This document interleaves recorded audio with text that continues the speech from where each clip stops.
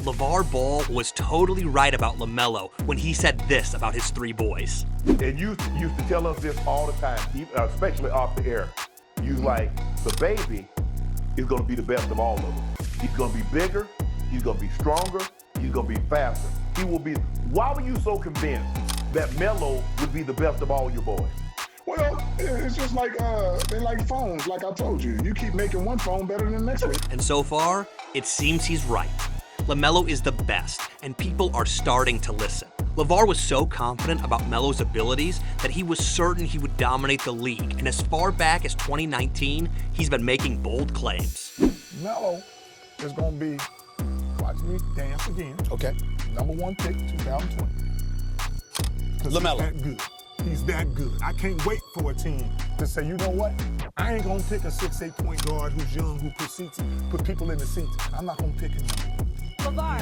Because he that dude. He's going #1. That dude, #1. Not #1 exactly, but third overall is pretty close. But regardless, LaMelo has been big balling, but how far can he go?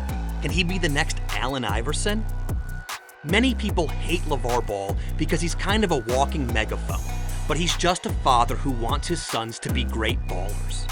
When he claimed that LaMelo would be the #1 pick, everyone laughed at him. This is the same guy that claimed he could beat Jordan in a 1v1, so we thought it was just another gimmick.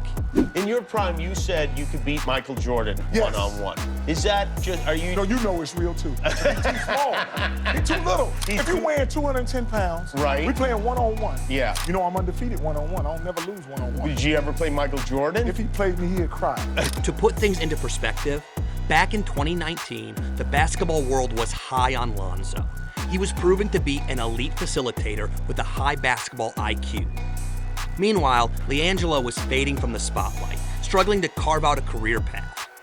And then there was LaMelo, the wild card, a teenager who bypassed traditional high school and the NCAA for an unorthodox basketball education. And lots of critics questioned this move too. But LaVar was convinced of the talent he had in LaMelo, and today the NBA world is starting to listen. Last season, LaMelo pulled off some serious balling in his first 17 games, averaging 31 points per game. Sprinkle in 5 rebounds and nearly 7 assists per game, and you got a player who's doing it all. But wait, there's more. He's not just padding stats on meaningless plays. This dude is putting up signature performances that feel like they're straight out of a basketball fever dream. One of those incredible performances came when he exploded for 50 points against the Bucks. LaMelo didn't just drop 50, he did it against one of the league's toughest defenses. Giannis, Drew Holiday, Brook Lopez, didn't matter. And if you thought that was a fluke, think again. In the very next game, he lit up the court with a 44-point game, making it back-to-back scoring clinics. And let's not overlook one critical stat. LaMelo leads the entire league in three-point attempts, firing off 12.7 per game. That means Melo isn't just pulling up from deep, he's doing it efficiently too. Right now, his performance and leadership scream franchise cornerstone. And at just 22 years old, he's become the face of the Charlotte Hornets and one of the league's most entertaining players. But what really makes LaMelo stand out and seem destined to be more successful than his elder brothers? It's time to break it down. What really sets LaMelo Ball apart from his brothers Lonzo and LiAngelo? Is LaVar right to suggest that Melo has the best traits from both his elder brothers? Like I said, my sons are like phones. I keep making them better and better. And I always had this concept right here, where I've said at the moment right now, Lonzo's the best. Jello is my strongest, so he has the potential to be the best, because on the next level, they get bigger and faster. He like that naturally. Melo's going to be the best on the fact that he's the youngest. More experience learning from his other brothers. So what exactly did he learn from his brothers that made him better?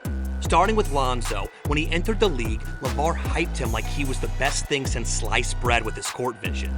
He could see plays 2 steps ahead and thread the needle with precision most guards can only dream of. But there's a catch. Lonzo's scoring game has always been unimpressive. Sure, he's worked on his jump shot over the years, but his offensive output has never matched his playmaking genius. Add to that injuries that keep him off the court, and Lonzo hasn't been able to fully live up to the hype. Now shift to LiAngelo. Gilo has a pure shooter's touch.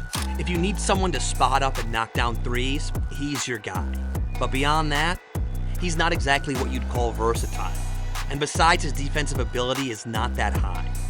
And let's not forget that time he got in trouble in China for shoplifting with his friends. At the moment, even Lonzo had to tell him the truth about his prospects. I'm his big brother. I gotta, tell him the truth. You know what I'm saying? that. I think his path is overseas.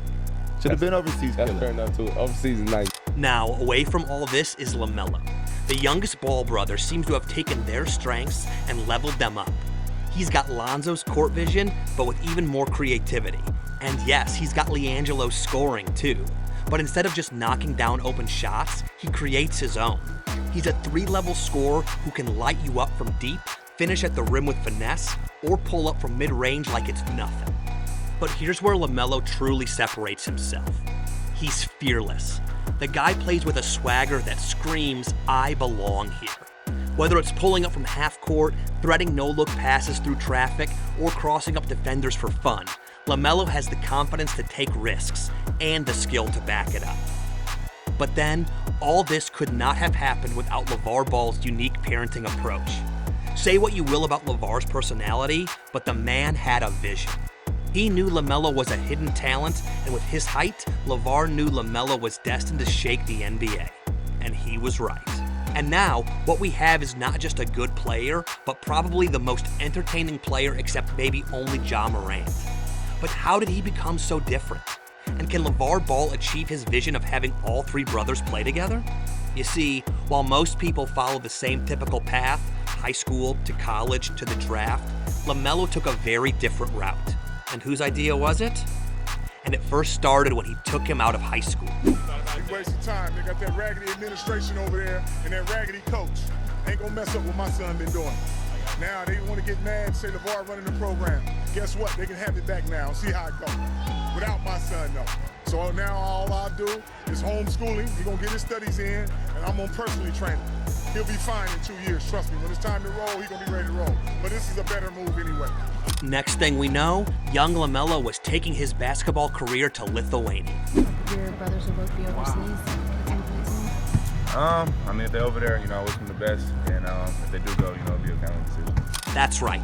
LaMelo decided to play for Vietas Prīnai in the Lithuanian Basketball League. People thought LaVar had lost his mind, and most critics were quick to say that LaMelo would be lost without the American high school system.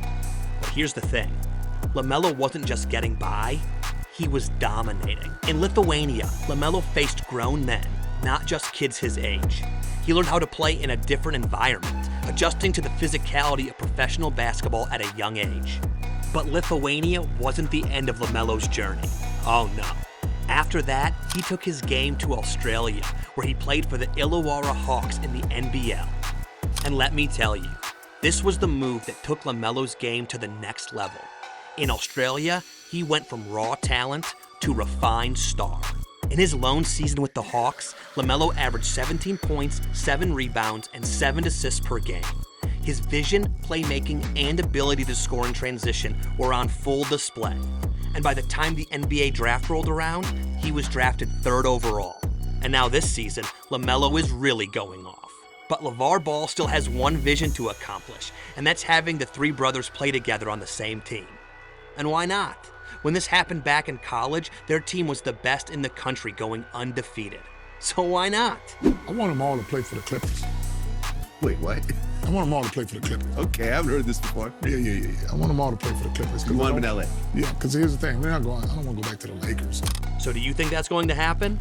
Do you think Lonzo will play with LaMelo on the Hornets? Will the 3 brothers eventually play on the same team at some point in their careers? Let us know in the comments. And if you enjoyed this, then watch how MJ was totally right about drafting LaMelo next.